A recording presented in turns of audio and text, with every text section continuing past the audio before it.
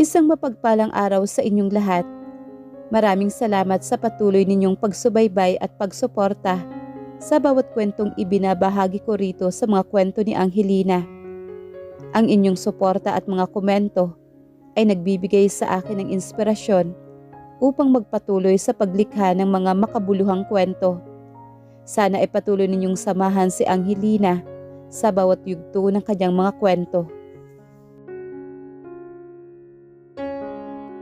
Para kay Lucia Marquez, pakiramdam niya ay nasa langit siya na madaig siya ng pagmamahal sa pinakamalupit na lalaki sa mundo.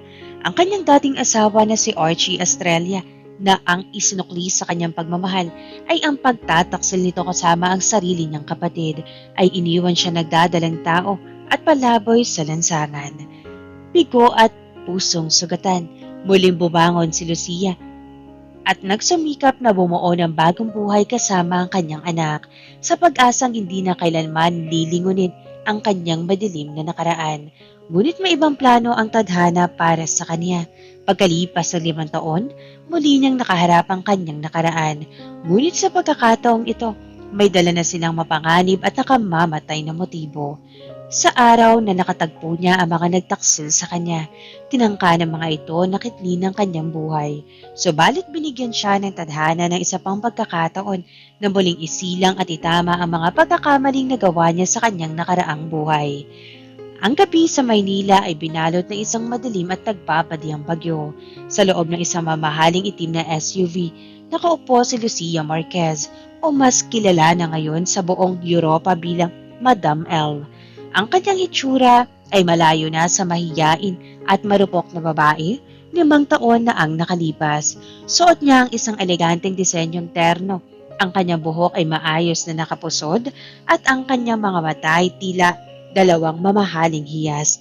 Makinang ngunit malamig tulad ng yelo. Sa kanyang tabi ay natutulog ang 5 taong gulang na si Leo. Tinitigan ni Lucia ang mukha ng anak. Sa bawat kurba ng ilong at hugis ng labi nito, nakikita niya ang lalaking sumira sa kanyang buhay. Ngunit sa bawat sulyap din nito, nakikita niya ang tanging dahilan kung bakit siya nanatiling buhay. Nakarating na po tayo sa lungsod, madam. Saan ng kanyang personal na driver? Mabuti, sagot ni Lucia. Ang kanyang boses ay kalmado ngunit may otoridad. Dumiretso muna tayo sa hotel.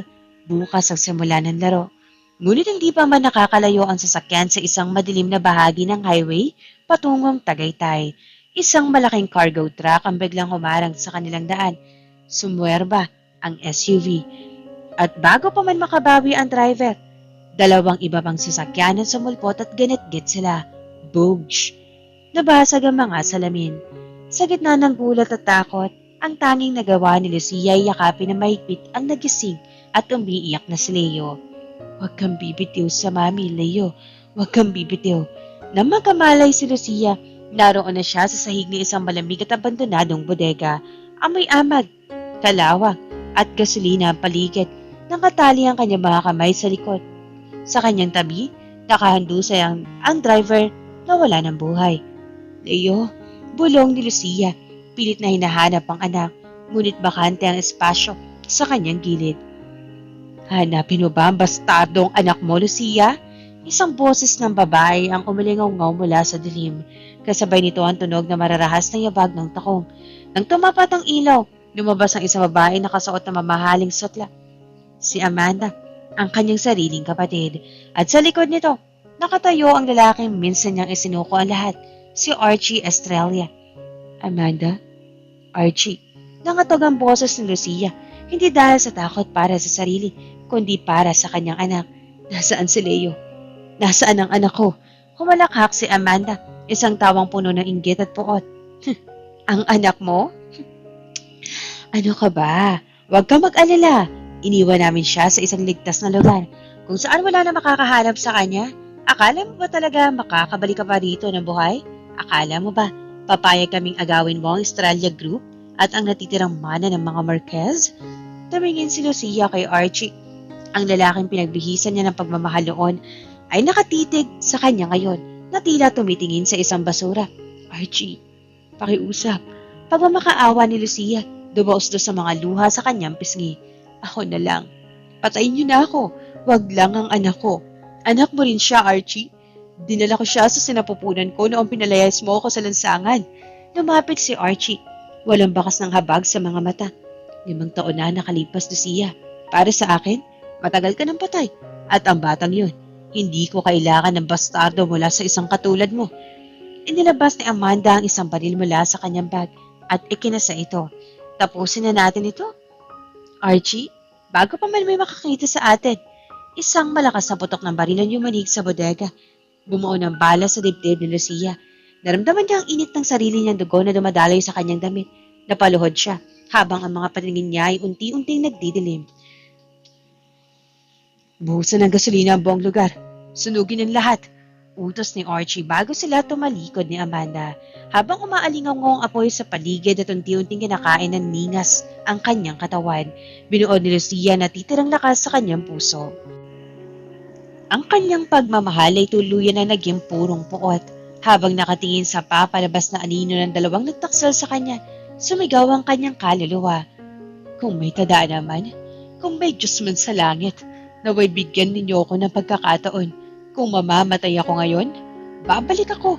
Babalik ako para singilin kayo sa bawat patak ng dugo at luha. Isang malalim at marahas na paghinga nagpabalik kay Lucia sa kamalayan. Napaupo siya na mabilis. Hinawakan niya ang kanyang dibdib. Walang dugo, walang sugat, walang apoy, walang amoy ng gasolina. Tumingin siya sa paligid. Hindi ito ang abandonadong bodega. Ito ang kanyang lubang silid-tulugan sa mansyon ng mga Estrella. Ang silid kung saan siya madalas umiyak gabi-gabi habang hinihintay si Archie na umuwi. Nanginginig ang kanyang mga kamay na hinablot niya ang kanyang cellphone sa tabi ng unan. Tinignan niya ang screen. June 24, 2021. Nanlaki ang mga mata ni Lucia. 5 taon na ang nakalipas. Ito ang araw bago siya pinalayas ni Archie at bago siya tuluyang naging palaboy sa lansangan. Ito ang araw kung kailan hindi pa alam ng mundo na siya ay nagdadalang tao. Napatakip si Lucia sa kanyang bibig habang mabilis na dinaloy ng luha ang kanyang mukha. Hindi ito panaginip. Ang sakit ng bala at ang init ng apoy ay sariwa pa sa kanyang memorya. Binigyan siya ng tadhana ng isa pang pagkakataon. Bumalik siya sa nakaraang buhay na may dalang alaala ng hinaharap. Tumayo si Lucia. Lumapit sa salamin at tinitigan ang kanyang sarili. Ang mahinang Lucia ay namatay na sa bodega. Ang nakatayo ngayon ay isang babaeng handang sumunog sa impyerno ng taong nagtaksil sa kanya. Archie. Amanda. Bulong niya habang isang malamig at mapanganib ng ngiti ay gumuhit sa kanyang mga labi. Maghanda kayo. Dahil sa buhay na ito, ako ang magiging katapusan ninyo. Nanginginig ang mga binti ni Lucia habang nakatayo sa harap ng salamin. Hinawakan niya ang kanyang tiyan. Patag pa ito. Wala pang umbok na magdadala kay Leo. Ngunit alam niya, ramdam ng kanyang buong pagkatao na sa mga sandaling ito, nagsisimula ng mabuo ang kanyang anak. Leo, bulong niya, at ng kanyang mga mata na kanina lang ay puno ng puot ay panadali ang lumambot. Buhay ka. Buhay tayo. Ngunit ang emosyong iyon ay mabilisan na palitan ng malamig na determinasyon. Tinignan na mabuti ni Lucia ang kanyang refleksyon. Sa kasalukuyang taon na ito ng 2021, siya pa rin ang Lucia na walang ibang alam, kundi ang magmakaawa para sa pag-ibig ni Archie. Ang Lucia na lagi nakayoko, nakasuot ng simple mga damit at sunod-sunuran. Hindi na muli. Sumpa niya sa sarili. Kung hindi ko babaguhin ang sarili ko ngayon, mauuwi lang ako sa bodegang iyon paglipas ng 5 taon. Humingi siya ng malalim at binuksan ang kanyang wardrobe. Itinabi niya mga mapoposisyon na kulay ng damit na gusto ni Archie. Sa halip, pumili siya ng isang madilim na asul na dress na may formal na tabas. Ngunit nagpapakita ng tindig. Inayusan niya ang kanyang sarili, hindi upang magandahan si Archie, kundi upang maging mukha ng isang babaeng handang makipagdigma. Bago gumawa ng anumang marahas na hakbang, alam ni Lucia na kailangan niya ng proteksyon sa kanyang nakaraang buhay. Pinalaya siya ni Archie nang walang kahit isang singko dahil ang lahat ng ari-arian at perang natira mula sa kanyang mga magulang ay nakapangalan sa Estrella Group bilang bahagi ng kanilang kasunduan sa kasal. Kinuha niya ang kanyang laptop at tinignan ng mga bank accounts na iniwan sa kanya ng kanyang yumaong ama. Sa orihinal natakbo ng tadhana. Sa araw na ito ay pipirmahan niya ang isang special power of attorney. na magbibigay kay Archie ng buong karapatan ng pamahalaan at gastusin na natitirang tiwala o trust fund ng pamilya Marquez. Ngayong araw sana ang pirmahan. Bulong ni Lucia habang mabilis na nagtitik sa keyboard. Agad niyang tinawagan sa attorney Manuel Santos, ang matalik na kaibigan na tapat na abogado ng kanyang ama na sa nakaraang buhay ay binaliwala niya dahil sa nabulag siya sa pag-ibig kay Archie.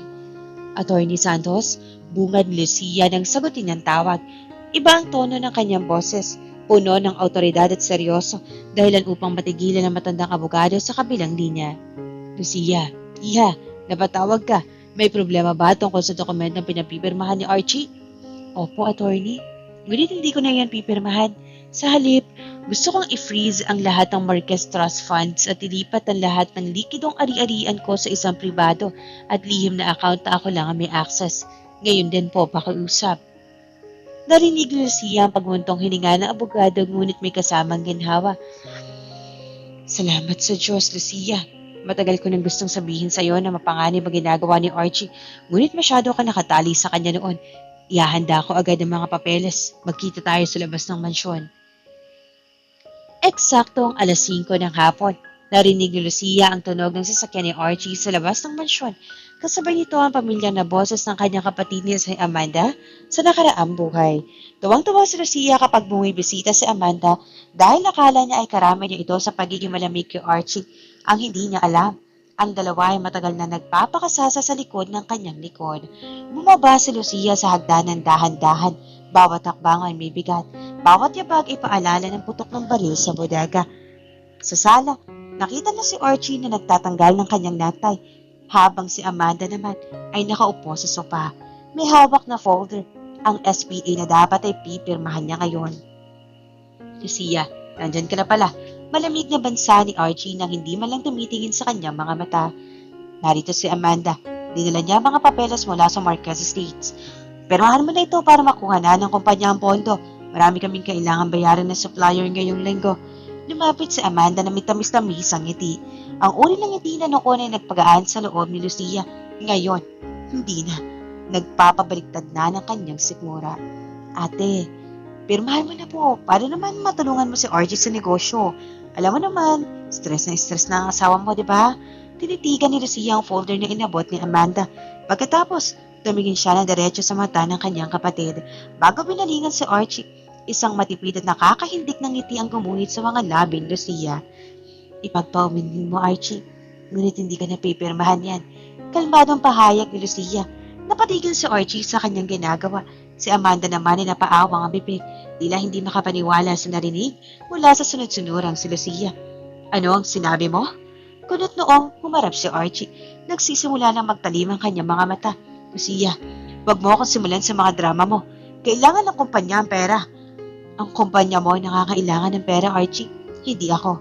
Sagot ni Lucia habang itinutulak pabalik ang folder kay Amanda. At simula sa araw na ito, walang kahit isang sentimo ng mga Marquez ang hahawakan mo. Nagkatinginan sina Archie at Amanda, kapwa gulat sa biglang pagbabago ng hangin. Ang tupa na madalas nilang tapakan ay biglang nagpakita ng mga kuko. At ito pa lamang ang simula. Nabalot na nakabibinging katahimikan ng marangyang sala ng mansyon. Ang mukha ni Archie ay unti-unting nagkulay baba, habang si Amanda naman ay patuloy na nakatitig kay Lucia. Tila kinikilala kung ang babaeng nasa harap nila ay ang mahinang Lucia na kilala nila. Lucia, ano ba itong kabaliwan na ito? Asik ni Archie. Humakbang siya na malapit upang gamitin ang kanyang pamilya na paraan ng pananakot. Huwag mong pairalin ang pagiging isip bata mo. Kung hindi mo pipirmahan ang SPA, malalagay sa panganib ang mga proyekto ng Estrella Group. Ate, makinig ka naman kay Archie. Hirit ni Amanda. Pilit na ibinabalik ang malamig ngunit mapanling lang niyang tono. Para sa kabutihan niyo. Namang mag-asawa ito ah. Bakit pa bigla kang nagkakaganyan? Tumingin si Lucia sa dalawa. Sa nakaraang buhay, sapat na ang galit na boses ni Archie para umiyak siya at pumirma agad. Ngunit ngayon, ang nakikita niya ay dalawang desperadong magnanakaw. Para sa kabutihan namin, pag-uulit ni Lucia. May bahid ng sarkasmo ang boses. O, para sa kabutihan ninyong dalawa. Bago pa man makasagot si Archie, tumunog ang doorbell ng mansyon. Hindi na naghintay si Lucia na buksan ito ng katulong. Siya na mismo ang lumakad patungo sa pinto at binuksan ito. pumasok si Atty. Manuel Santos kasama ang dalawang lalaki na naka-uniforme ng pulis at isang lalaki may hawak na profesional. Lucia, anong ibig sabihin nito? Galit na tanong ni Archie na makita ang mga pumasok. Bakit ka nagdadala ng pulis at abogado sa bahay ko? Bahay natin, Archie. Kasal pa tayo. Kung nakakalimutan mo, malamig na pagtatama, Lucia. Lumapit siya sa center table at kinuha kanyang laptop. At narito sila dahil may gusto akong i-share sa inyo. Isang maagang regalo. Pinihit ni Lucia ang screen ng laptop. Patrap, kina Archie at Amanda. Doon ay nakabukas ang isang lihim na folder na naglalaman ng mga kopya ng bank transfers mula sa personal na account ng Estrella Group patungo sa isang dami account sa ilalim ng pangalan ni Amanda. Bukod doon, may mga screenshot ng mga maiinit at malalaswang palitan na mensahe ng dalawa na nakuha ni Lucia sa pamamagitan ng isang ID expert na binayaran niya gamit ang natitirang pera niya bago pumasok sa mansyon. Nakatala mga labi ni Amanda na wala ng kulay ang mukha ni Archie. Lucia, paano? Nauutal na pautang ni Amanda. Paano ko nalaman? Putol ni Lucia. Akala niya ba habang buhay akong bulag at bingi? Alam mo ang bawat haplos? Bawat gabi na nakikita kayo sa sapa kapag sinasabi mong may business meeting ko, Archie. At alam ko rin na ginagamit ninyo ang pera ng pamilya ko para pondohan ang inyong maramihang buhay. Sinusubukan mo ba akong blackmailin, Lucia? Sigaw ni Archie. Akmang susugurin si Lucia upang hablutin ang laptop. Ngunit mabilis na humarang ang dalawang pulis. Ginoong Estrella, manatili po kayo sa inyong kinatatayuan. Seryoso ang babala ng opisyal. Inilapag ni Atty. Santos sa isang makapal na bundle ng mga dokumento sa ibabaw ng mesa. Ito ang mga dokumento para sa isang absolute divorce at property separation. Saad ni Atty. Santos sa seryosong tono. Dahil ang kasal ninyo ay ginanap din sa labas ng bansa kung saan legal ang divorce at may sapat kaming ebidensya ng concubinage at financial fraud, maaari namin kayong ihatol sa korte ngayon din. Mawawalan ka ng karapatan sa bawat sentimo ng pamilya Marquez, Archie. At ikaw naman, Amanda, handang-handa ang demanda para sa iyo. Hindi maaari ito. Umiiyak na si Amanda. Napakapit sa braso ni Archie. Archie, gawin mo ang paraan. Masisira ang pangalan ko. Tinignan ni Lucia si Archie na ngayon ay parang basang sisiw. Ang lalaking pumatay sa kanya sa bodega ay mukhang kaawa-awa ngayon. May dalawa kang pagpipilian, Archie. Paniwala ni Lucia habang ang lalaki may camera ay patuloy na kinukunan ng bawat reaksyon nila. Una, pirmahan mo ang divorce papers na ito. Ibalik mo lahat ng perang ninakaw ninyo ni Amanda sa trust fund ko sa loob ng 24 oras at palayasin mo ang babaeng yan sa pamamahay na ito. Pangalawa, patulog kayong dalawa sa kulungan bago sumikat ang araw bukas habang ang mukha ninyo ay laman ng bawat balita bilang mga magnanakaw at taksil. Hingal na hingal si Archie sa tindi ng galit at kahihiyan. Tiningnan niya si Amanda pagkatapos ay kay Lucia. Alam niyang sa pagkakataong ito, talo siya. Wala siyang alas. Ang ebidensyang hawak ni Lucia ay sapat na upang gumuha ang Estrella Group sa loob ng isang araw. Kinuha ni Archie ang panulat na inabot ng Atty. Santos. Nanginginig ang kanyang kamay habang nilalagdaan ng bawat pahina ng divorce papers. Nang matapos, pinalingan niya si Lucia na may halong puot. Nakuha mo na ang gusto mo, layas. Ngumiti ng napakatamis si Lucia, ngunit ang kanyang mga mata na natiling blanco. Ako ang aalis, Archie. Dahil ang hangin may amoy ninyong dalawa ay masyadong mabaho para sa akin at sa aking anak. Bago pa man makasagot si Archie sa huling salita ni Lucia tungkol sa anak, tumalikod na ito kasama ang kanyang abogado sa kanyang pag-akbang palabas ng mansyon. Hinawakan niya muli ang kanyang tiyan. Hindi pa lang ito, Archie Amanda. Binawi ko yan sa akin. Ang paniningil sa buhay ko? Sa susunod na pagkikita natin. Isang gabi, matapos ang maras na tagpo sa mansyon, hindi na nag-aksaya ng oras si Lucia. Alam niya ang takbo ng utak nila Archie at Amanda mula sa kanyang nakaraang buhay. Desperado, mapanggigan, at walang konsensya. Kapag nakabawi ang dalawa mula sa gulat at kahihiyan, tiyak na gagawa mga ito ng paraan upang gawin ang pera o tuluyan siyang patahimikin. Sa tulong ni Atty. Santos, mabilis na nalipat ang bilyong pisong trust fund ng pamilya Marquez sa isang pribadong offshore account sa Switzerland. Narito ang iyong passport, mga visa at ang tiket patungong Milan, Italia, Lucia. Pulong ni Atty. Santos habang nasa loob sila ng isang madilim na silid sa isang tago at ligtas na hotel malapit sa paliparan. Ligtas ka doon. May mga kilala ako sa embahada na tutulong sa pagtatago ng iyong pagkakakilanlan. Salamat, attorney. Butang ko sa inyo ang buhay ko at ang buhay ng anak ko. Taimtim na sagot ni Lucia habang marangin nakaplos ang kanyang tiyan. Mag-iingat kayo doon, iha. Huwag kang mag-alala sa sitwasyon dito sa Pilipinas. Babantayan ko ang bawat galaw ng mga estrella. Pangako ng matandang abogado. Nang sumapit ang alas 3 sa madaling araw, sumakay si Lucia sa eroplano habang unti-unting umangat ang sasakyang panghimpapawid at lumalayo ang mga ilaw ng Maynila. Naramdaman ni Lucia ang isang mabigat na luhang pumatak mula sa kanyang mata. Hindi ito luha ng paghihiganti, kundi luha ng paglaya. Paalam, Pilipinas. Magkikita tayong muli kapag handa na ang aking kaharian sa itsura ng kanyang isip. Lumipas ang mga buwan sa kanyang Italia. Nanirahan si Lucia sa isang tahimik at magandang bayan sa Tuscany. Malayo sa ingay ng modernong mundo, ginamit niya ang unang ilang buwan upang alagaan ang kanyang sarili at ang sanggol sa kanyang sinapupunan. Kumain siya ng masustansyang pagkain, nag-ehersisyo at nag-aral ng wikang Italiano, pati na rin ang mga kurso sa pamamahala ng negosyo sa pamamagitan ng online classes. Nagsumapit ng ika-24 ng Pebrero sa isang pribadong ospital sa Florence. Isinailan ni Lucia ang isang malusog na sanggol na lalaki, isang napaka-gandang bata, Signora Marquez, wika ng doktor, habang inilalapag ang sanggol sa kanyang dibdib. Nang idilat ng sanggol ang kanyang maliliit na mata, napatigil si Lucia. Ang hugis ng mukha nito, ang talas ng mga mata, at ang aura nito ay tila carbon copy ng kabataan ni Archie Estrella. Sumikip ang dibdib ni Lucia, ngunit nang humawak ang maliit na kamay ng sanggol sa kanyang daliri, nawala ang lahat ng pait. Leo, bulong niya habang umiiyak. Ang pangalan mo ay Leo. Nangangalog ganito ng leon. Ikaw ang magiging lakas ko at poprotektahan kita kahit anong mangyari. Mabilis na lumipas ang 5 taon. Sa loob ng mga taong iyon, lumaki si Leo na hindi katulad ng ibang bata. Sa edad na 3, marunong na siyang magbasa ng tuwid sa wikang Ingles at Italiano. Sa edad na 5, nagpapakita na siya ng pambihirang galing sa matematika at lohika. Ngunit higit sa lahat, si Leo ay may malalim na pagmamahal sa kanyang ina. Alam ng bata, sa pamamagitan ng kanyang matalas na pakiramdam, na may mabigat na pasanin ng kanyang mommy. Isang hapon, habang nag-aaral si Leo sa kanilang modernong sala sa Florence, lumapit ito kay Lucia na nooy abala sa pagre-review ng mga architectural blueprints. Mommy, tawag na 5 taong gulang na si Leo gamit ang kanyang maliit ngunit seryosong boses. Yes, my love, may kailangan ba ang aking munting leon? Nakangiting tanong ni Lucia. Sabay hinalikan na noon ang anak.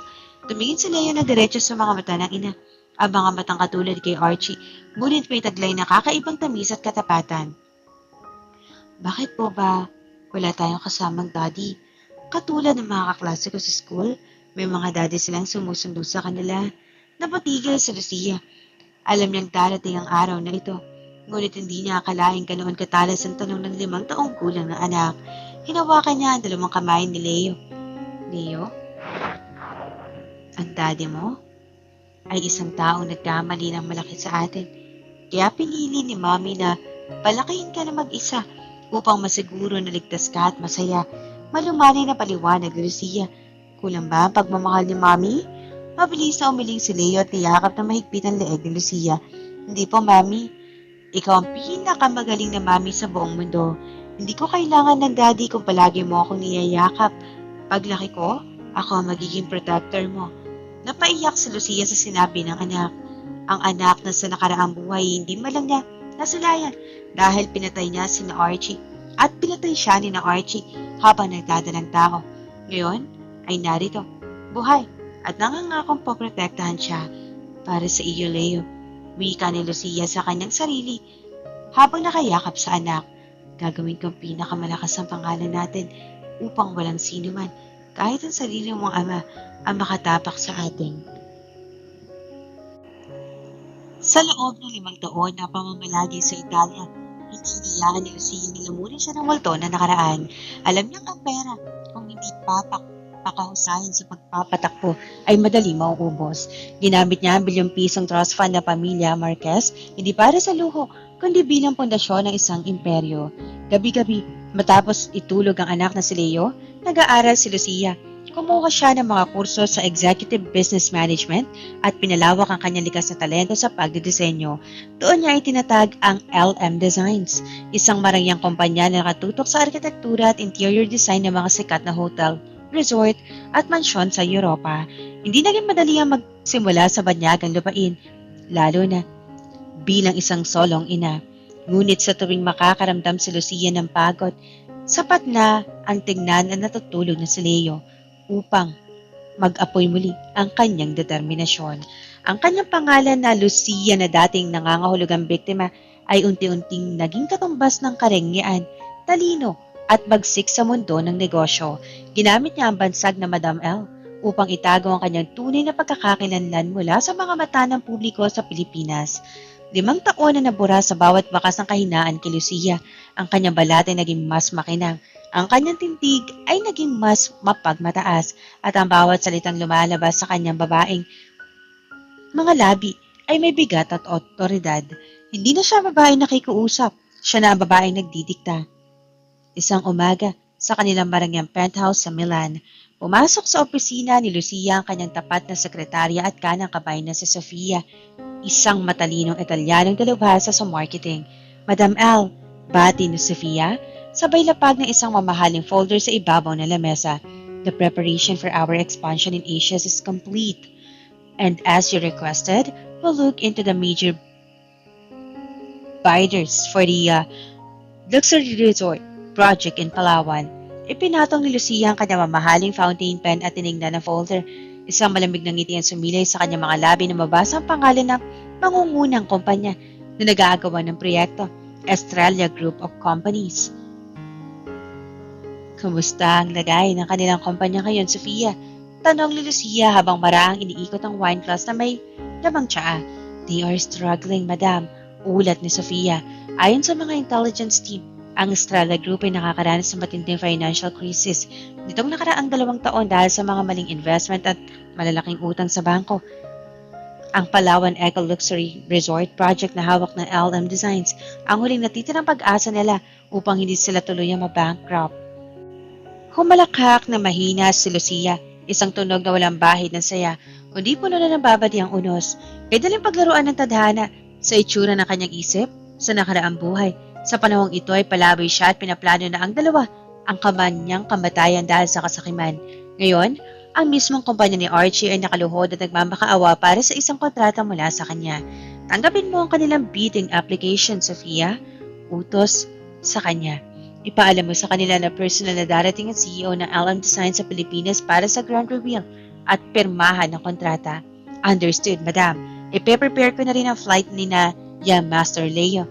No, pigil ni Lucia. Huwag mo isasama sa Leo sa main event.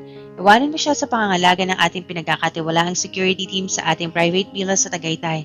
Ayokong madumihan ng loob ng aking anak sa unang gabi ng aking pagbabalik. Nang umalis si Sofia, tumayo si Lucia at lumapit sa malaking bintana na nakaharap sa lungsod na Milan. Hinaplos niya ang kanyang leeg, eksakto sa bahagi kung saan sa nakaraang buhay ay bumao ng bala ng baril ni Amanda. Archie, Amanda, 5 taon ninyong pinagpasasaan ng kalayaang ninakaw ninyo sa akin. Bulong ni Lucia sa hangin. Hawang kanyang mga mata ay nagliliyab sa puot. Ngayong taon, babalik ako at sisiguraduhin kong ang bawat tagumpay na inaasahan ninyo ay magigimit siya ng inyong tuluyang pagbagsak. Ang Grand Ballroom ng Shangri-La Hotel sa Maynila ay nagliliyab sa karangyaan. Narito naglalakihang pangalan sa mundo ng negosyo, politika at sining sa Pilipinas. Ang gabi na ito ay nilaan para sa anunsyo ng mananalong kumpanya na hahawak sa Palawan Eco Luxury Resort Project. Isang proyektong nagkakahalaga ng bilyong-bilyong piso sa ilalim na pamumuno ng mailap at tanyag na international firm, ang LM Designs. Sa isang sulok ng ballroom, hindi mapakali ang mag-asawang sina Archie Estrella at Amanda Marquez Estrella. Baka sa kanilang mga mukha puyat at tensyon sa kabila ng kanilang mamahaling kasuotan. Archie, siguraduhin mo lang na makukuha natin ang proyektong ito. Bulong ni Amanda, mahigpit ang hawak sa braso ng asawa. Nakakolateral na natitirang ari-arian ng pamilya ko sa bangko. Kapag hindi natin nakuha ang pirma ni Madam L ngayon, guguho ang Estrella Group. Alam ko, Amanda, wag mo na akong i-pressure. Asik ni Archie, sabay lagok ng alak mula sa kanyang baso. Ginawa ko na ang lahat. Binayaran ko ng ilan sa mga board members ng LM Designs para makuha ang panig nila.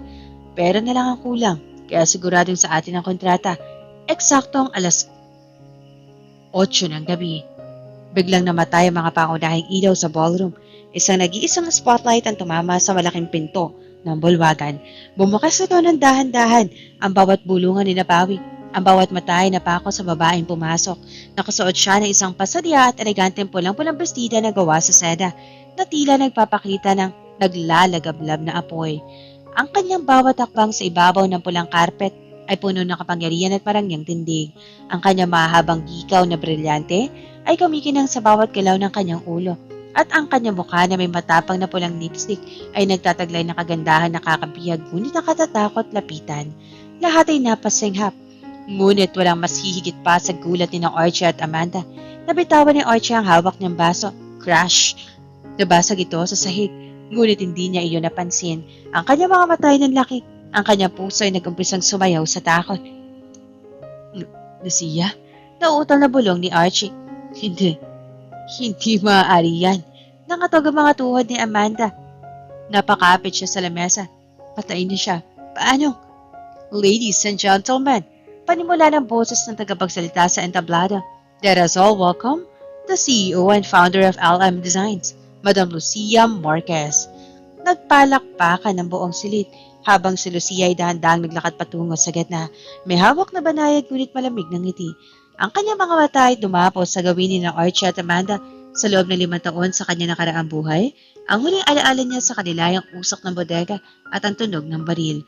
Ngunit ngayon, siya ang nakatayo sa itaas habang ang dalawa ay nakatingala sa kanya. Nanginginig sa takot matapos sa maikling talumpati. Bumaba si Lucia sa entablado upang makipag-usap sa mga bisita. Sinamantala ito ni Archie at Amanda. Hinarang niya daan ni Lucia bago pa man ito makalapit sa ibang mga investor. Lucia, pigil hiningang tawag ni Archie. Tiningnan niya ang dating asawa mula ulo hanggang paa. Mas lalo itong gumanda. Naging sophisticada at may aurang hindi niya kayang abutin. Ikaw nga, paano? Paano ikaw ang may-ari ng LM Designs? Tumingin si Lucia kay Archie. Walang kahit anong emosyon sa kanyang mga mata. Blanco, tila tumitingin lamang sa isang estranghero sa lansangan. Ipagpaumanhin mo, Ginoong Estrella. Ngunit sa pagkakaalam ko, ang mga business partners ko lang ang may karapatang tumawag sa akin, sa aking unang pangalan. Malamig na saad ni Lucia. Lumapit sa Amanda. Pilit na itinatago ang kanyang inggit at takot sa likod ng isang peking ngiti. Ate Lucia, ako ito ang kapatid mo. Bakit ka nagkakaganyan? 5 taon ka nawala. Nag-aalala kami sa'yo. Tumingin si Lucia kay Amanda. Ang tindi ng kaplastika ng kanyang kapatid ay nagpatawa sa kanya sa loob ng kanyang isip. Kapatid? Pag-uulit ni Lucia. Medyo itinaas niya ang kanyang boses upang marinig ng ilang malapit na negosyante. Ang pagkakaalam ko, Amanda, nawalan ako ng kapatid noong araw na ipagpalit mo ang iyong dangal para sa isang lalaki may asawa na. At para naman sa pag-aalala ninyo. Lumapit si Lucia ng kaunti kay Archie, sapat na upang maapoy na lalaki ang kanyang mamahaling pabango na may amoy ng tagumpay. Huwag kayong mag-alala, dahil bumalik ako para ibigay sa inyo ang eksaktong nararapat para sa inyo. Pulong ni Lucia na may kasamaang papanganib ng ngiti. Maganda kayo, dahil ang laro natin, ngayon pala magsisimula. Ang pagbabanta ni Lucia sa Grand Ballroom ay mabilis na kumalat na parang apoy sa mga piling panauhin.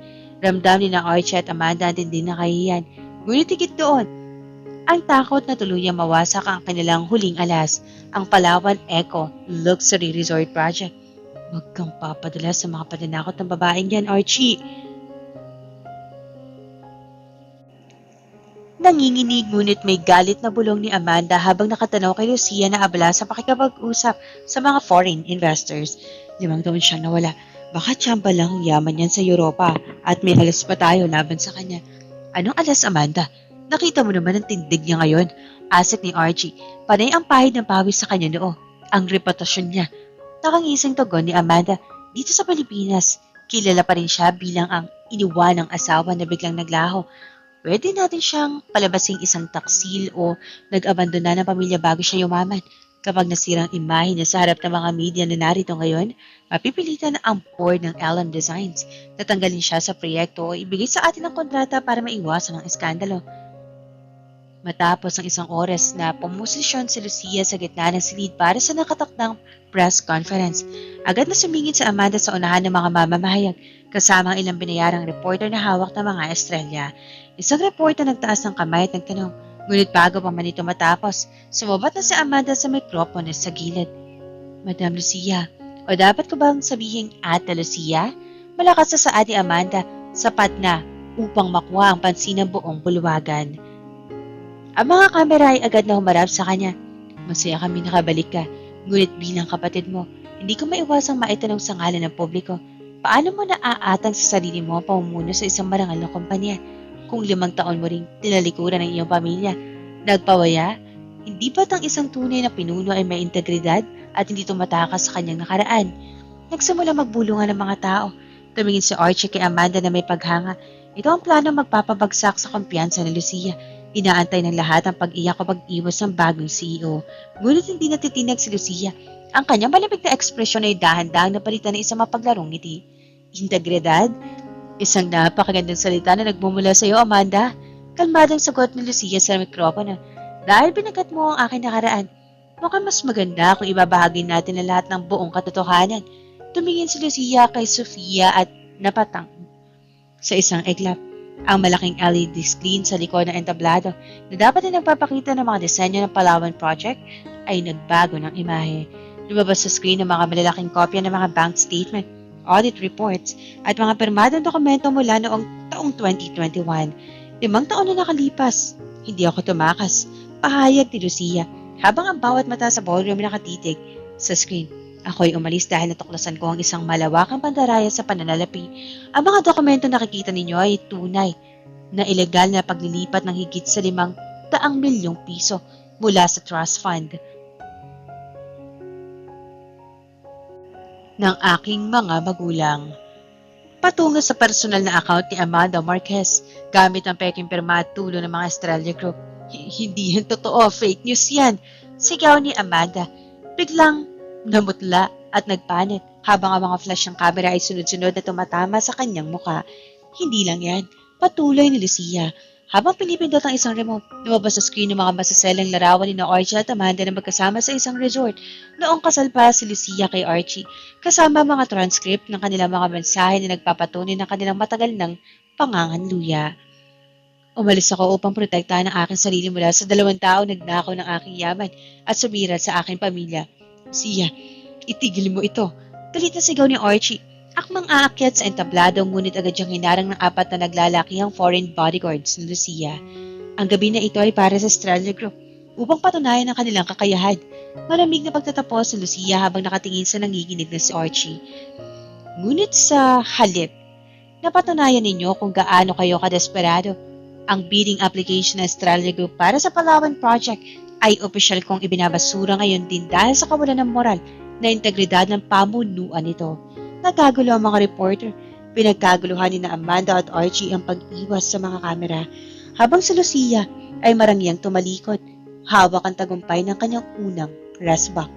Ang gabi na dapat ay muling mag-aangat sa mga estrella ay naging simula ng kanilang pampublikong pagbitay. Ang matinding kahihiyang inabot ni Archie at Amanda sa Grand Ball ay mabilis na naging pambansang eskandalo. Bumagsak ang stock market value ng Estrella Group sa pinakamababang puntos nito sa kasaysayan sa loob lamang ng 24 na oras. Desperado si Archie na humanap ng paraan para maisalba ang kumpanya, kaya't sinimulan niyang i-stalk at alamin ang bawat galaw ng kanyang dating asawa. Isang hapon, nalaman ni Archie mula sa isang impormante na madalas na magpunta si Lucia sa isang eksklusibo at marangyang mall sa Bonifacio Global City. Agad siya nagtungo roon sa pag-asang maharap at mapapakiusapan ng dating asawa na bawiin ang mga paratang nito sa media. Habang naglalakad sa tapat ng isang sikat na laruan at bookstore, napatigil si Archie sa isang bench sa labas ng tindahan. May isang batang lalaki na nakaupo habang may hawak na tablet. May 2 nakabarong na bodyguard na nakatayo sa di kalayuan. Ngunit abala mga ito sa pagbabantay sa paligid. Dahan-dahan lumapit si Archie. Habang papalapit siya, unti-unti bumibilis ang tibok ng kanyang puso. Ang bata ay nakasuot ng disenyong polo shirt at maong. May hawak itong stylus at abalang-abala sa pagsusuri ng mga komplikadong laro sa matematika. Ngunit hindi ang talino nito na nakakuha sa pansin ni Archie, kundi ang mukha nito, ang talas ng panga, ang hugis ng mga mata, at maging ang paraan ng pagkunot ng noo nito kapag nag-iisip ay tila nakatingin sa Archie sa sarili niya salamin noong siya ay bata pa. Hindi napigilan ni Archie ang kanyang sarili. Lumapit siya at naupo sa bakanting espasyo sa tabi ng bata. Hi, bati ni Archie. Pilit na pinapakalma ang kanyang boses. Ibinaba ng 5 taong gulang na si Leo ang kanyang tablet. Tinitigan niya si Archie gamit ang kanyang matatalas at tila nagngingit-ngit ng mga mata. Walang bakas ang takot sa bata. Sa halip, may tagalay itong aura ng kapanatagan na pamilyar kay Archie. Hello? Seryosong sagot ni Leo sa wikang Ingles. Do I know you, sir? Napalunok si Archie. Hindi mo pa ako kilala, pero parang may kamukha ka. Anong pangalan mo, bata? At nasaan ang mga magulang mo? I am Leo. Sagot ng bata, diretso nakatitig sa mga mata ni Archie. Sa loob-loob ni Leo, pamilyar ang mukha nito. Nakita niya ang lalaking ito sa mga lumang file na lihim niyang na-access sa laptop ng kanyang mommy. Ito ang lalaking na nakita sa kanyang ina. Nasa loob ng bilihan ng mommy ko at ang mga bodyguards ko ay nasa likod lang, sir. Napalingon si Archie at nakitang humakbang ng pinto ang 2 security personnel. Ngunit pinigilan niya mga ito sa pamamagitan ng pag-itaas ng kanyang kamay. Muli siyang humarap kay Leo. May isang matinding hinala nagsimulang sumabog sa kanyang isip. 5 taon. Tamang-tamang edad ng bata sa panahong pinalayas niya si Lucia. Leo. Nanginginig ang boses ng Archie. Sino ang ama mo, bata? Nasaan ang daddy mo? Tinitigan siya ni Leo na matagal bago pa man makasagot ang bata. Isang malamig at mariing boses ang pumutol sa ere mula sa kanilang likuran. Wala siyang ama. Ginoong Estrella? Mabilis na napalingon si Archie. Nakatayo doon si Lucia. Suot ang isang eleganteng puting terno at mamahaling salamin sa mata. Hawak niya ang isang paper bag mula sa bookstore. Ang kanyang mukha ay parang yelo sa lamig at ang kanyang mga mata ay nagbabantaan ng kamatayan. Mommy, agad na tumalon si Leo mula sa bench at tumakbo patungo kay Lucia na agad naman siyang kinarga at nilalikan sa pisngi. Lucia, tumayo si Archie. Tila nakalimutan ng kanyang pakay tungkol sa kumpanya. Ang buong atensyon niya ay nasa bata na ngayon. Lucia, sabihin mo sa akin na katotohanan. Anak ko ba siya? Kamukha ko siya. Noong umalis ka 5 taon na nakalipas, nagdadalang tao ka. Niyakap na mahigpit ni Lucia si Leo.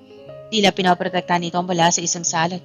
Isang mapait at mapang-aping ngiti ang iginawad niya kay Archie. Nagdadalang tao? Pag-uulit ni Lucia, medyo humina ang boses upang hindi masyadong marinig ng anak ang tensyon. Ginoong Estrella, kung natatandaan ko noong huling beses na nag-usap tayo 5 taon na nakalipas, sinabi mo sa akin na hindi mo kailangan ng bastardo mula sa isang katulad ko. Bakit ngayon ay nagtatanong ka? Lucia, pakiusap. Kung anak ko siya, may karapatan akong malaman. Pagsusumamo ni Archie. Humakbang siya lapit. Ngunit agad na hinarang ng 2 bodyguards si Lucia. Ang kanyang dibdib. Wala kang karapatan, Archie. Dahil para sa batang ito at para sa akin, matagal nang patay ang lalaking tinutukoy mo. Malamig at may pinal na tono ng saad ni Lucia. Ibinaba ni Lucia si Leo at tinawakan ng maliit na kamay nito.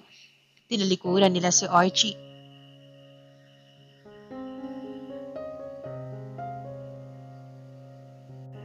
Na naiwang nakatayo sa mall sa gitna ng katulalaan, sugatan ng pride, at unti-unting kinakain ng katotohanan na ang batang nagtataglay ng kanyang dugo ay hindi niya kailanman maaangkin.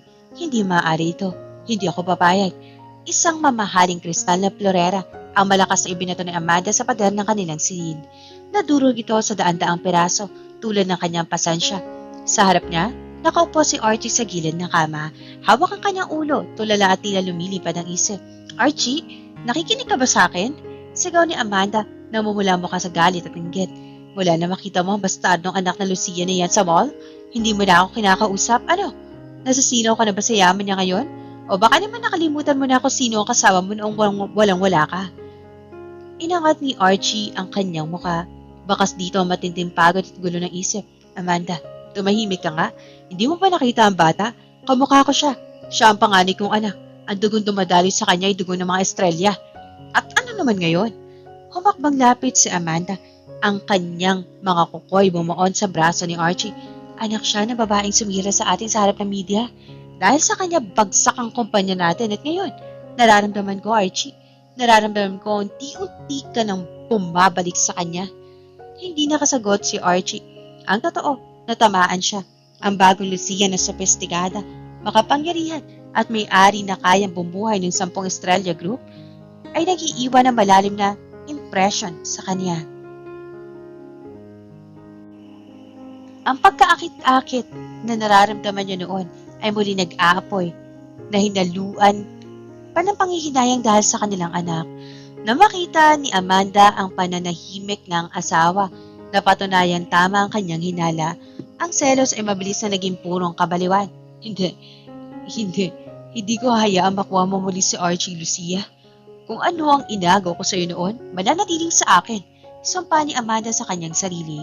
Kinabukasan, habang abala si Archie sa pagkipag-usap sa mga natitirang abogado ng kumpanya, lihim na nagtungo si Amanda sa isang tago at madilim na bar sa labas ng lungsod.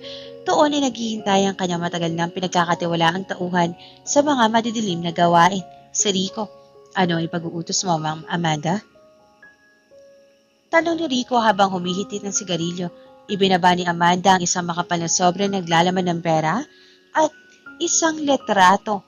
Letrato ito ni Leo na nakukuha niya mula sa mga kumakalat ng spy shots ng kanyang mga tauhan. Ang batang yan, mariing saad ni Amanda. Nanlilisik ang mga mata. Siya ang kahinaan ni Lucia at siya rin ang dahilan kung bakit nagugulo na asawa ko. Gusto kong kunin mo siya. Napatigil si Rico at tinignan ng larawan ng 5 taong gulang na bata. Kidnapping, ma'am. Malaking security ng bata ngayon. Balita ko, mga foreign bodyguards ang nakapaligid sa kanila. Alam ko kung saan siya nag-aaral. Ngumiti na mapanganib si Amanda. Isang eksklusibong international school sa Maynila. Sa darating ng Biyernes, may gaganapin silang outdoor activity sa Vilnang School. Doon niyo tirahin. Kapag hawak ko na ang bata, mapipilitan si Lucia na ibigay sa akin ng lahat ng shares ng LM Designs at hindi niya magagamit ang batang yan para akitin si Archie pabalik. Masusunod, ma'am. Sagot ni Rico sa bulsa ng sopre. Habang nagaganap ang lihim na sabuatan, nasa kanyang opisina naman si Lucia. Biglang pumasok si Sofia na may dalang ulat. Madam Lucia, paniwala ng sekretarya. Napansin ng ating security team na may ilang kahina-hinalang sasakyan ang umaaligid sa paaralan ni Young Master Leo nitong nakaraan 2 araw. Napatigil si Lucia sa pagpila ng mga dokumento. Dahan-dahan niyang ibinaba ang kanyang panulat habang ang kanyang mga mata ay nagkulay gabi sa tindi ng lamig. Mula sa kanyang nakaraang buhay, alam niya kung gaano kadesperado si Amanda kapag naramdaman nitong nawawala sa kanya ang kontrol. Sinasabi ko na nga ba, bulong ni Lucia, ang kanyang boses ay tila kalansing ng patalim. Hindi pa rin nagbabago ang maraming takbo ng utak mo, Amanda. Tumingin si Lucia kay Sofia. Huwag ninyong baguhin ang routine ni Leo. Huwag ninyong isipin nila na wala na tayong alam. Pero madam, mapanganib para kay Young Master. Hindi natin mahuhuli ang ahas kung hindi natin hahayaang lumabas ito sa kanyang lungga. Putol ni Lucia. May kasamang nakakahinding ng ngiti. Ihanda ang elite security team. Sa oras na gumalaw ang mga tauhan ni Amanda, sisiguraduhin kung iyon na ang huling araw na makakahinga sila ng malaya. Dumating ang araw ng Biyernes. Ang kalangitan sa itaas ng Maynila International Academy ay maulap. Tila nakikiramay sa bigat ng hanging pinaliligiran ng panganib. Ginanap ang taunang sports fest ng paaralan sa malawak na football field. Daan-daang bata nagtatakuhan kasama ang kanika nilang mga magulang at tagapag-alaga sa isang sulok ng field. Nakaupo si Leo sa ilalim isang canopy. Ang kanyang mga mata ay nakatuon sa isang maliit na notebook kung saan nagdidisenyo siya ng mga geometric patterns. Isang hilig na nakuha niya sa kanyang ina. 2 bodyguards na nakasuot ng kaswal na gamit ang nakatayo, ilang metro mula sa kanya. Pilit na naglalaho sa karamihan. Young Master Leo, lapit ng isa sa kanyang mga guro. Ikaw na ang susunod para sa math puzzle relay. Halika na sa holding area. Tumango si Leo. Opo, teacher. Isinara niya ang notebook at sumunod sa guro. Ngunit sa gitna ng siksikan ng mga tao, isang biglaang kaguluhan sumiklap. Isang peking sunog ang usok mula sa likod ng gymnasium ang nagdulot ng panik. Sumigaw ang mga magulang at nagtakbuhan ng mga bata sa isang iglap. Nagkahiwalay ang guro ni Leo. Habang naglalakad si Leo sa gitna na nagtatakbo ang mga tao, 2 lalaki na kaunupermo ng janitor ang mabilis na humarang sa kanya. Bago pa man makasigaw ang bata, isang panyo na may kemikal ang itinakip sa kanyang ilong. Nawala ng malay si Leo at pabilis siyang isinakay sa isang white van na nakaparada sa gilid ng emergency exit. Ang 2 bodyguard ni Lucia ay mabilis na sumunod, ngunit tinarangan sila ng isa pang sasakyan na katakas ng van. Nasa gitna ng isang mahalagang board meeting si Lucia nang biglang bumukas ang pinto ng boardroom. Pumasok si Sofia. Namumutla at nanginginig ang mga labi. Lumapit ito sa kanya at bumulong. Madam, siyang Master Leo, nadukot po siya sa school. Blood. Tumayo si Lucia, dahilan upang matumba ang kanyang upuan at ang kanyang mukha na madalas ay kalmado at formal ay biglang nagbago. Ang takot na mawala ang kanyang anak ay sumakop sa kanyang puso sa loob ng isang segundo. Ang parehong takot na naramdaman niya sa bodega bago siya barilin sa kanyang nakaraang buhay. Hindi muli. Sigaw ng kanyang utak. Huminga siya ng malalim. Pikit mata niyang pinigilan ng pag-agos ng luha. Nang idilat niya ang kanyang mga mata, ang takot ay tuluyan na naging purong nagbabad niyang bagsik. I dismiss ang meeting. Malamig na utos sa Lucia sa mga board members. Pagkaalis ng mga ito, hinarap niya si Sofia. Nasaan ang GPS tracker na nakatamis sa sapatos sa trilo ni Leo? Sinira po nila, Relo, Madam. Ngunit ang micro-tracker sa ilalim ng swelas ng kanyang kaning sapatos ay gumagana pa rin. Papunta po sila ngayon sa isang lumang bodega sa may silangang bahagi ng Bulubundukin sa Rizal. Mabilis ng ulat ni Sofia. Inilabas ni Sofia ang kanyang telepono at tinawagan ng isang direktang linya na hindi niya ginagamit maliban sa oras ng matinding krisis. Ang general ng National Intelligence Coordinating Agency, NICA, na isa sa mga naging kliyente at malapit na kaibigan ng kanyang pamilya. General, ito si Lucia Marquez. Bungad niya. Ang boses sa matigas kasabakan. Ang aking anak ay dinukot. Hawak ko ang eksaktong lokasyon ng mga suspect. Gusto kong i-lockdown mo ang bawat checkpoint patungong Rizal. Magpadala ka ng elite SWAT unit sa lokasyon ng isasend ko. At General, walang sino mang media ang dapat nakakaalam nito hanggat hindi ko sinasabi. Makakaasa ka, Madam Lucia. Sa loob ng 5 minuto, gagalaw ang puwersa. Sagot ng General habang pasakay sa kanyang nakasagupaang bulletproof SUV. Tumunog ang personal na telepono ni Lucia. Isang hindi kilalang numero na nakarehistro. Sinagot niya ito ngunit hindi siya nagsalita. Hello, Ate Lucia. Isang pamilyar at mapang-asa na boses na babaeng umalingaw-ngaw. Si Amanda. Nag-aaral ka ba ng isang munting leon? Huwag kang mag-alala. Kasama ko ang pamangkin ko ngayon. Napakatapang na bata, ayaw umiyak. Amanda. Bigtas ni Lucia. Walang emosyon ang kanyang boses. Tila hindi siya ang ina ng bata na nananaginip. At nanganganib. Ang malamig na tono ito ay nagpatahimik sa kabilang linya sa loob ng ilang segundo. Nagawa mo na ito sa akin noon. Ngunit, tandaan mo ito. Ang hawak mo ngayon ay hindi lang basta anak ko. Siya ang bintya ng huling hinanga mo. Huwag mo akong lituhin, Lucia. Galit na asik ni Amanda.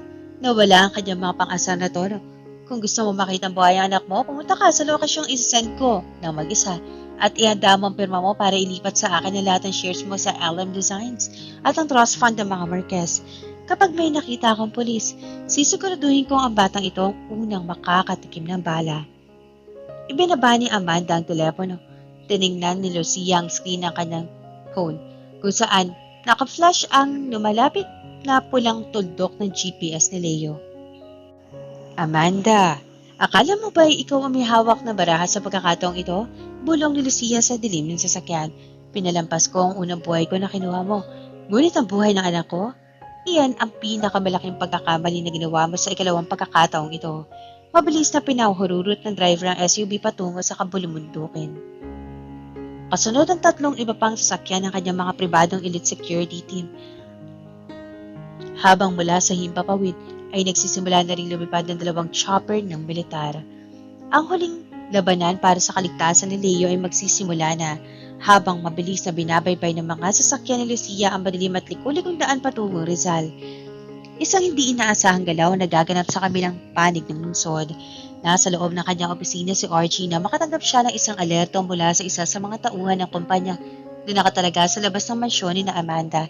Iniulat nito nakitang nagmamadaling umalis si Amanda kasama ang kanyang pinagkakatiwala ang tauhan na si Rico. At may narinig silang usapan tungkol sa isang bata sa Rizal. Nanginig ang buong katawan ni Archie. Naalala niya ang takot at labis na selos ni Amanda nito mga nakaraang araw. Si Leo, bulong ng kanyang budhi. Hindi na nag-aksaya ng oras si Archie. Sumakay siya sa kanyang sariling sasakyan at pinaharuro nito. Sinusundan ang lokasyon ng sasakyan ni Amanda sa pamamagitan ng isang lihim na tracking app na matagal na niyang inilagay sa telepono. ng kanyang selosang asawa.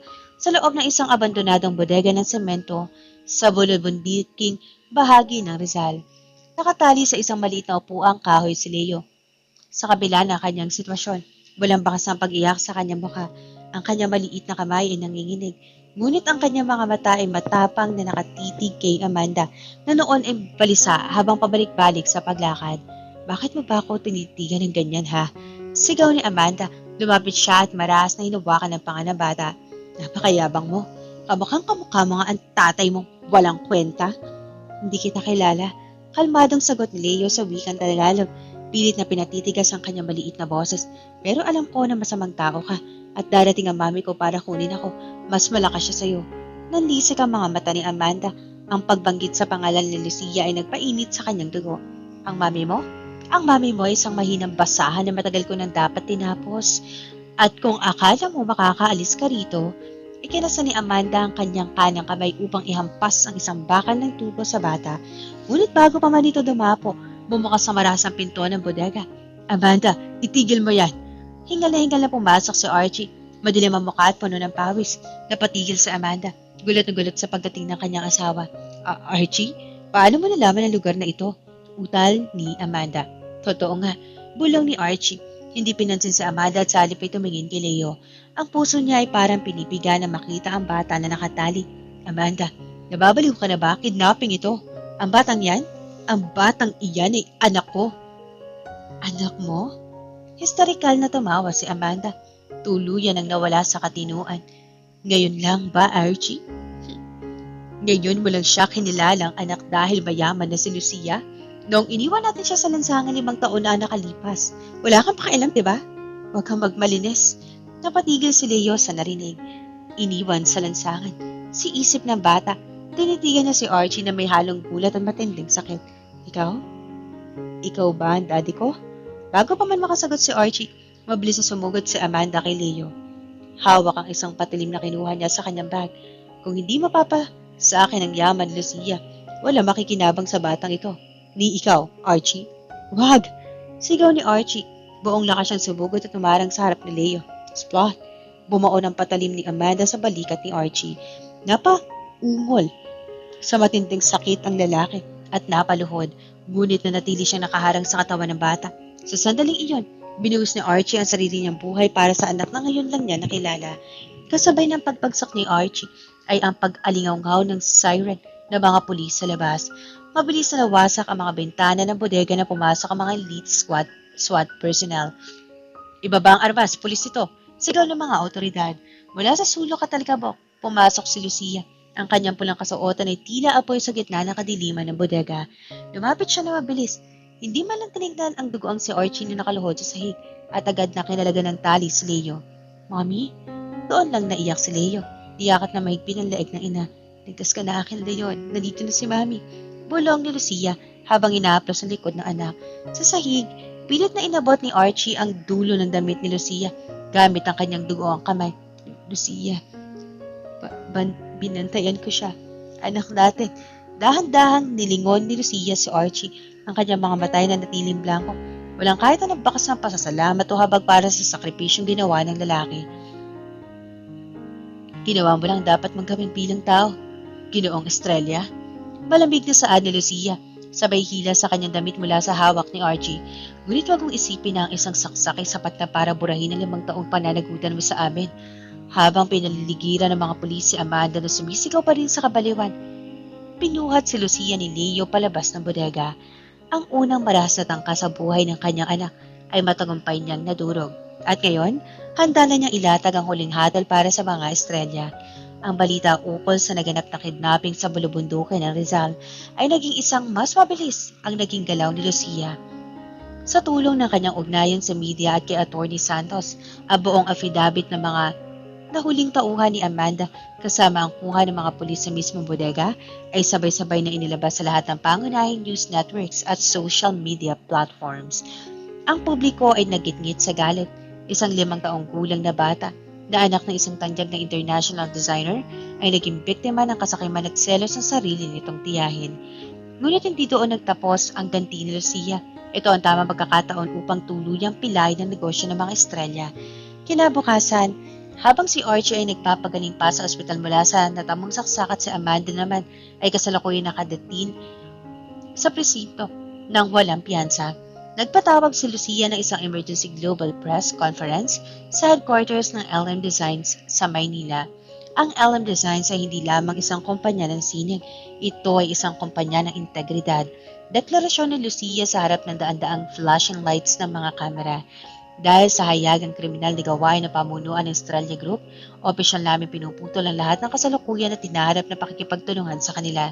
Bukod dito, pinapatawan ko ang Estrella Group ng ₱1 billion breach of contract lawsuit dahil sa paglabag sa aming mga moral turpitude clause. Ang pahayag na ito ay ang huling pako sa kabao ng Estrella Group. Sa loob lamang ng 3 oras matapos ang press conference, ang 3 pinakamalaking foreign investors sa kumpanya ni Archie ay nagpahayag ng kanilang opisyal na pag-pull out. Ang mga lokal na bangko at nagpautang sa kanila para sa Palawan Project ay biglang nagpadala ng mga notice of foreclosure. Madam Lucia, ulat ni Sofia habang nakatayo sa tabi ng kanyang boss na nakatingin sa stock market screen. Ang shares ng Estrella Group ay bumagsak ng 70% ngayong araw. Sinasabi ng aming financial analyst na sa loob ng 1 linggo, mapipilitan silang magdeklara ng pagkabangkarote.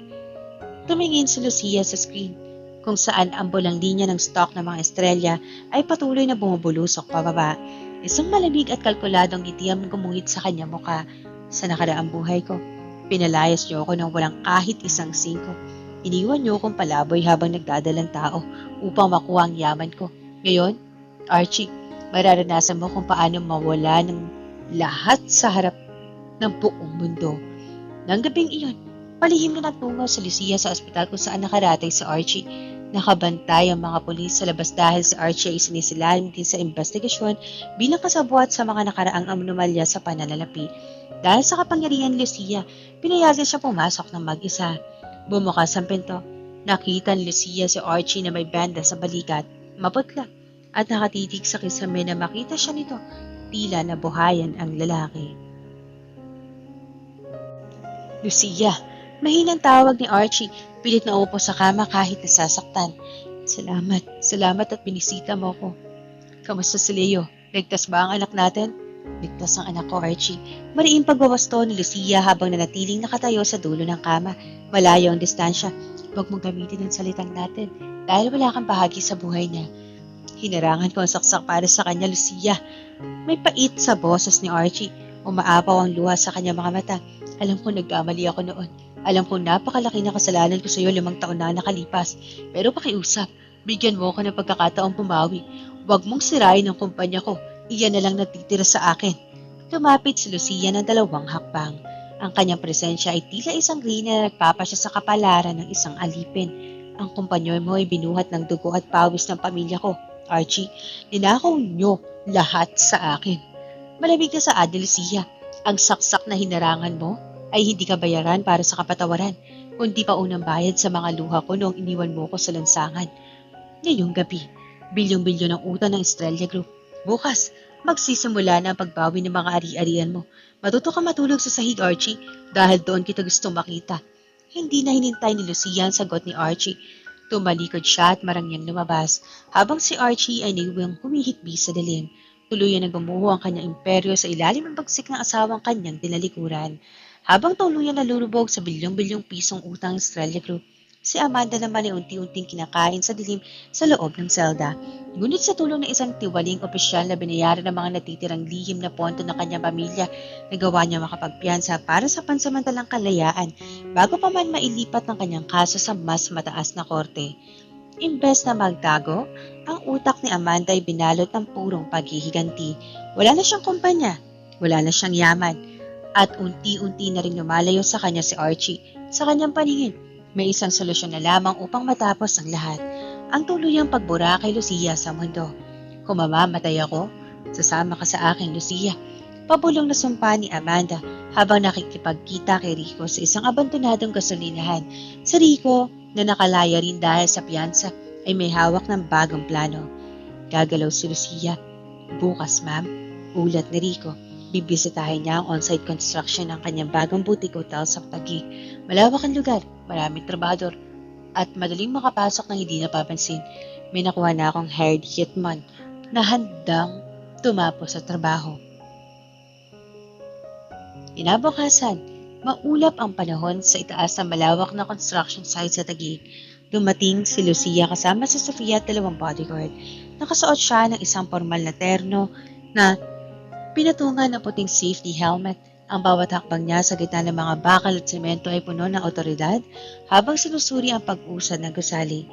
Habang naglalakad si Lucia patungo sa ikatlong palapag na wala pang mga pader, napansin niya isang lalaki na uniforme na construction worker na mabilis na humahakbang patungo sa kanyang direksyon. May kakaiba sa kilos nito. Ang kanang kamay nito ay nakapasok sa loob ng kanyang malaking jacket. Mula sa kanyang nakaraang buhay, alam na alam ni Lucia ang takbo ng utak ng kanyang kapatid. Alam niyang kapag nasukol si Amanda, hindi ito magdadalawang isip na gumamit ng marahas na paraan. Kaya naman, bago pa man siya pumunta sa site na ito, handa na ang kanyang bitag.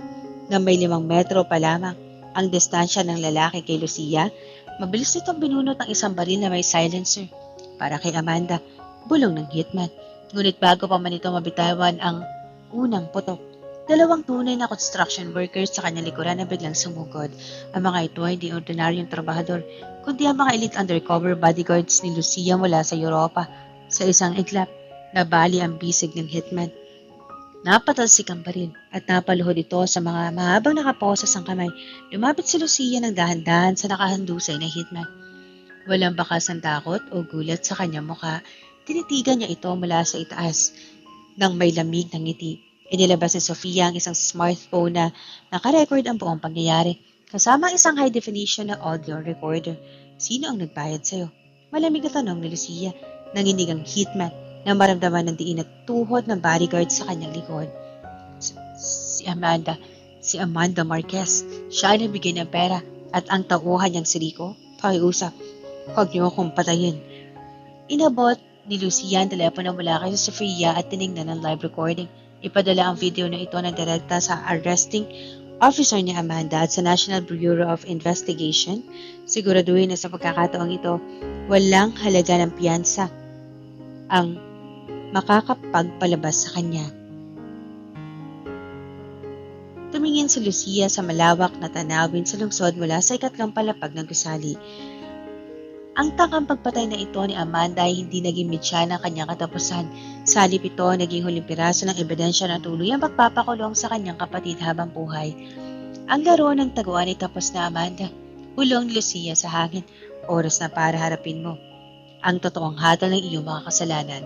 Ang bulwagan ng korte sa lungsod ng Maynila ay punong-puno ng mga mamamahayag, mga kilalang tao sa negosyo at mga moryong gustong makasaksi sa katapusan ng pinakamalaking eskandalo ng taon. Tinaguruan ito ng media na ang paglilitis ng siglo. Sa panig ng nakasasakdal, nakaupo sina Amanda at Archie. Si Amanda na nakasuot ng kulay o randang uniforme ng bilanggo ay halatang hulas na ang ganda, magulo ang buhok, nangangayayat at may ligaw na tingin sa mga mata. Si Archie naman ay nakaupo sa tabi ng kanyang abogado, nakayuko at tila pasan ng daigdig dahil sa pagbagsak ng kanyang kumpanya at ang kinakaharap na kasong sabuatan at pananalapi. Sa kabilang panig, nakaupo si Lucia. Siya ang larawan ng perpektong kabanatagan. Nakasuot siya ng isang formal na terno, nakataas ang noo at walang bakas ng emosyon sa mukha. Habang katabi si Atty. Manuel Santos, tumayo si Atty. Santos upang ilatag ang kanilang pinal na ebidensya sa harap ng hukom. Your Honor, paniwala na matandang abogado, narito ang kompletong digital forensics ng mga video ng pag-amin ng hitman sa construction site at ang mga recorded na tawag na nagpapatunay na si Amanda Marquez Estrella ang utak sa tangkang pagpatay at kidnapping ng 5 taong gulang na si Leo Marquez. Iniharap din ni Atty. Santos sa mga dokumento ng pagnanakaw ng pondo mula noong 2021 na nagpapakita kung paano dambungin nila Archie at Amanda ang yaman ng mga Marquez habang ginigipit si Lucia. Sumubok lumaban ang abogado ni na Amanda. Pilit na binabala ang testimonya ng hitman bilang gawa-gawa lamang, ngunit tumayo mismo si Lucia upang magbigay ng kanyang pahayag. Your Honor, 5 taon akong nanahimik at nagtiis. sa banyagang lupain. Buong lakas na pahayag ni Lucia, ang kanyang boses ay umalingaw-ngaw sa buong silid-aralan ng korte. Iniwan nila akong walang-wala, ngunit hindi yun sapat sa kanila. Nang bumalik ako, tinangka nilang kunin na natitirang buhay ko sa pamamagitan ng aking anak. Ang batas ay ginawa para sa mga biktima at narito ako ngayon upang hingin ang buong bigat nito laban sa kanila. Nagsimulang umiyak ng hysterical si Amanda. Nagsisinungaling siya. Gusto na lang kaming sirain dahil iniwan siya ni Archie. Sinungaling ka, Lucia. Sigaw ni Amanda habang pinipigilan ng mga court. Matapos ang ilang oras ng deliberasyon, muli pumasok ang hukom upang basahin ang hutol at hatol. Nabalot ng matinding kaba ang buong silid. Para sa kasong qualified theft, concubinage at financial fraud, ang korte ay nagpapataw ng parusang pagkakabilanggo kay Archie Estrella ng 10 hanggang 14 na taon na walang pribilehiyo ng piyansa. Basa ng hukom. Napasandal si Archie sa kanyang upuan. Tulala, pumata ang kanyang mga luha habang napagtatanto si Archie na ang kanyang karangyaan ay tuluyan ng pinalitan ng malamig na rehas. At para kay Amanda Marquez Estrella, pagpapatuloy ng hukom habang nakatitig ng matalim na nasasaktal sa mga kasong kidnapping and serious illegal detention ng isang minor de edad at frustrated murder, ang korteng ito ay naghahatol sa iyo ng parusang habang buhay na pagkabilanggo, reklusyon perpetua na walang karapatan sa parol, palo ng maso. Sumabog ang ingay sa loob ng korte. May mga nagpalakpakan, may mga reporter na mabilis na nag-type sa kanilang mga laptop.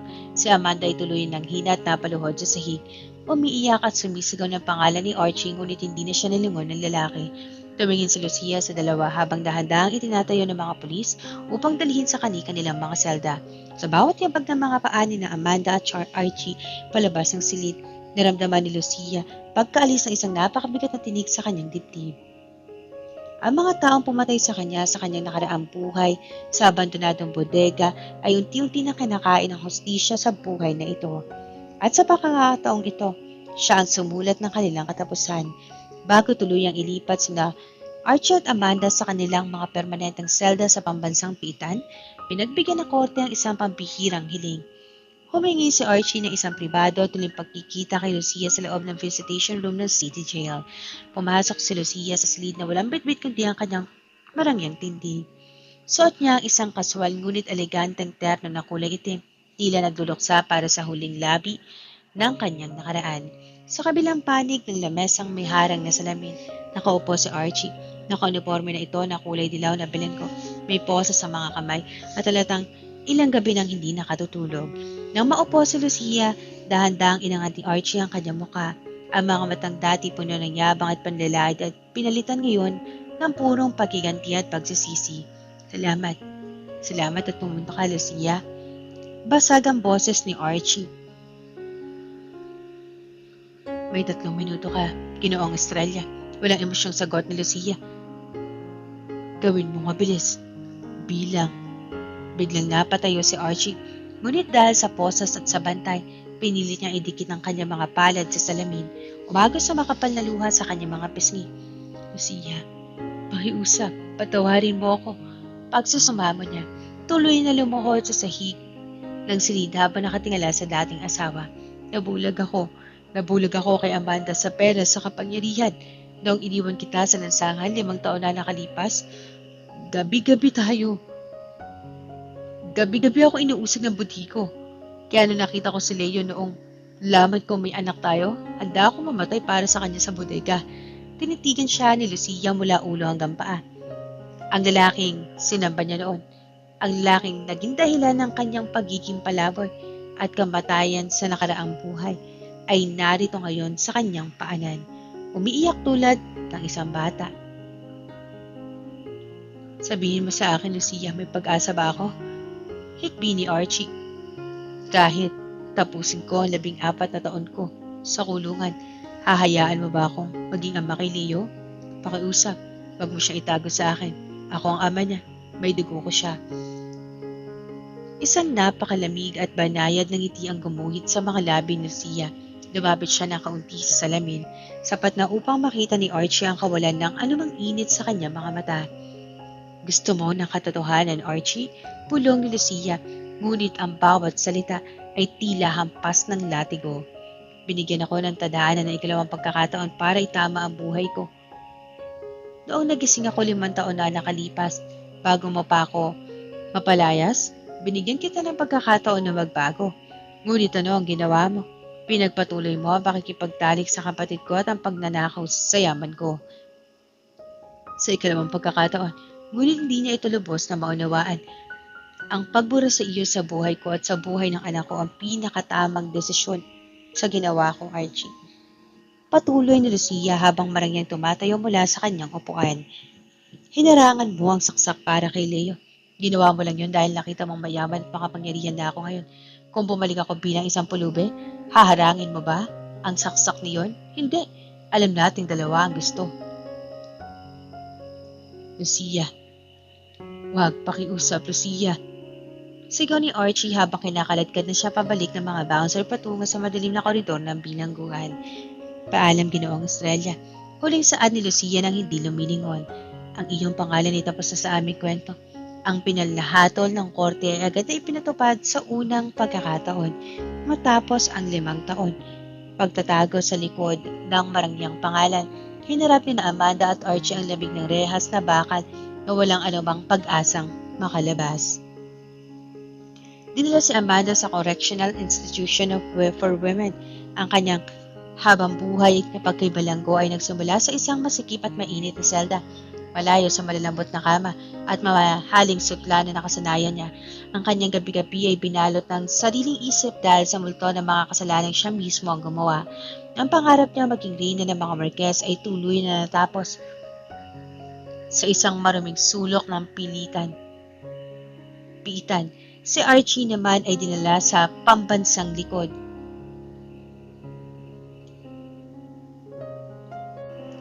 Bilibid, ang lalaking dating kinatatakutan at ginagalang sa buong mundo ng negosyo ay nag-iisa na lamang numero sa loob ng kulungan. Nawalan siya ng yaman, ari-arian at higit sa lahat ang kanyang pangalan. Gabi-gabi, habang nakahiga sa malamig na semento, ang tanging nakikita niya sa kanyang pikit mata ay ang mukha ng anak na si Leo na hindi na niya mayayakap at ang malamig na tingin ni Lucia na nagpaalala sa kanya ng kanyang kabiguan bilang lalaki at ama habang nagdurusa ang mga nagtaksil sa kanya. Abala naman si Lucia sa pag-aayos sa mga huling detalye ng kanyang pag-alis sa Pilipinas sa tulong ni Attorney Manuel Santos, forma na nailipat ang lahat na natitirang disenyo. At ari-arian ng pamilya Marquez at ang mga labi ng Estrella Group sa ilalim ng LM Designs. Lahat ng iyong utang ay bayad na, Lucia, at ang trust fund mo ay mas lumago ng higit sa inaasahan natin. Ulat ng matandang abogado. Habang nakaupo sa opisina si Lucia sa BGC, nakamit mo na ang hustisya, Iha. Ang mga taong kumuha ng lahat sa iyo ay wala na kahit 1 sentimo ngayon. Tumingin si Lucia sa labas ng bintana kung saan tanaw ang malawak na kalangitan.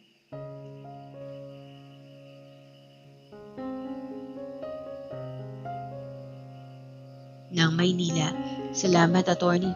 Kung hindi dahil sa gabay mo at saka ikaw walang pagkakataong ibinigay ng tadhana, baka hanggang ngayon iabo pa rin ako sa bodegang iyon. Tapos na ang bagyo, Lucia.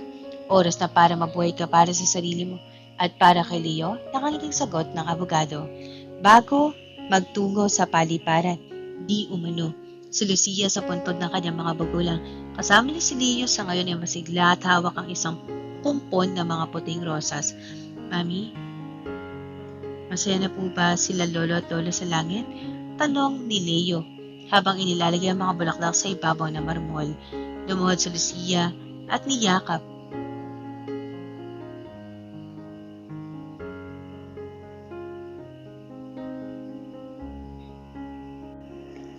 Bago magtungo sa paliparan, dumaan si Lucia sa puntod ng kanyang mga magulang kasama na si Leo na ngayon ay masigla at hawak ang isang punpon ng puting rosas.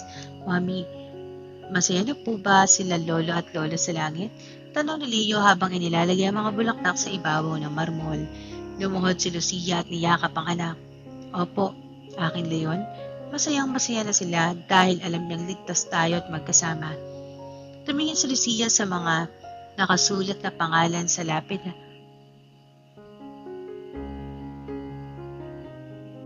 Sa loob-loob niya, ang isang uri ng kapayapaan na matagal na ipinagkait sa kanya at yun ang kanyang nararamdaman. Ang puot na nagpapatakbo sa kanyang mga sugat sa loob ng 5 taon ay dahan-dahang napalitan ng isang malalim na katahimikan. Ang kanyang misyon sa ikalawang buhay na ito ay tapos na.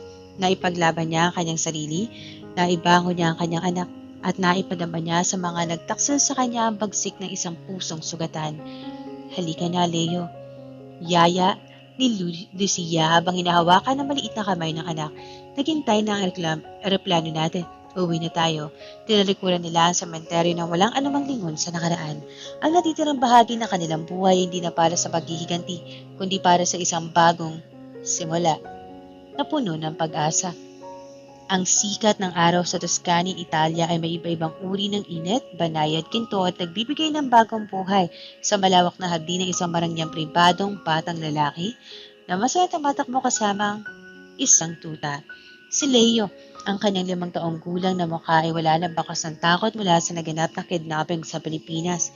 Ang kanyang bawat tawa at musika sa pandinig sa kanyang dibdib. Nakatayo sa balkonahe si Lucia. May hawak na tasa ng mainit na tsaa. Nakasuot siya ng isang simpleng puting vestido na gawa ng linen. Ang kanyang buhok ay hinahayaan ng tangay ng banayad na hangin. Wala na ang matapang na pulang lipstick. Wala na ang malamig at mapanganib na tingin sa kanyang mga mata.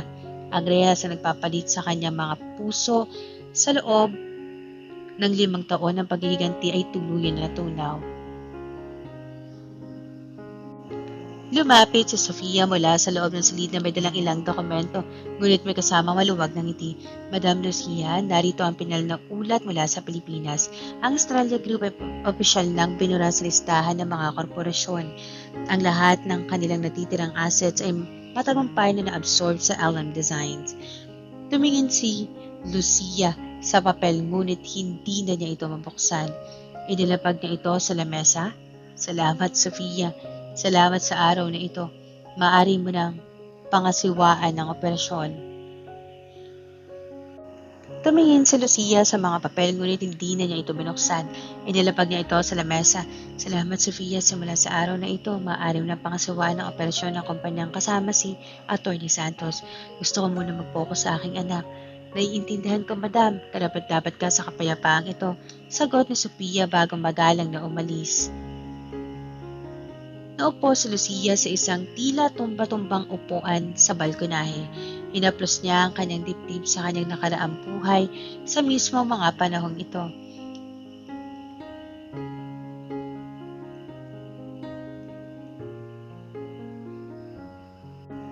Ang kanyang kaluluwa ay naglalamay sa isang madilim at nasusunog na bodega, sumisigaw ng hustisya, ngunit sa buhay na ito, sa regalong ibinigay ng tadhana, nagawa niyang baguhin ang bawat pahina ng kanyang kapalaran. Si Amanda at Archie ay tuluyan na nabaon sa limot sa loob ng marami at malamig na rehas ng bilangguan. Habang siya at ang kanyang anak ay malayang lumalangap ng sariwang hangin ng tagumpay, Mommy, mabilis na tumakbo si Leo paakyat sa balkonehay at sumiksik sa mga bisig ni Lucia. May hawak itong isang maliit, sariwang pitas na dilaw na bulaklak. Para sa pinakamagandang mommy sa buong mundo. Napaiyak si Lucia, ngunit sa pagkakataong ito ay luha ng purong kaligayahan. Hinalikan niya ng paulit-ulit na noo na anak. Salamat aking munting Leon, ikaw ang pinakamalagang regalo sa buhay ko. Tumingin si Lucia sa malawak at asul na kalangitan ng Italia. Ang kwento ng mga CEO's abandoned wife ay matagal nang natapos. Ngayon, hawak ang kamay ng kanyang anak. Humakbang si Lucia patungo sa isang kinabukasan na siya mismo ang sumulat. Isang buhay kung saan hindi na tadhana ang nagdidikta sa kanya, kundi siya ang tunay na reyna ng sarili niyang buhay.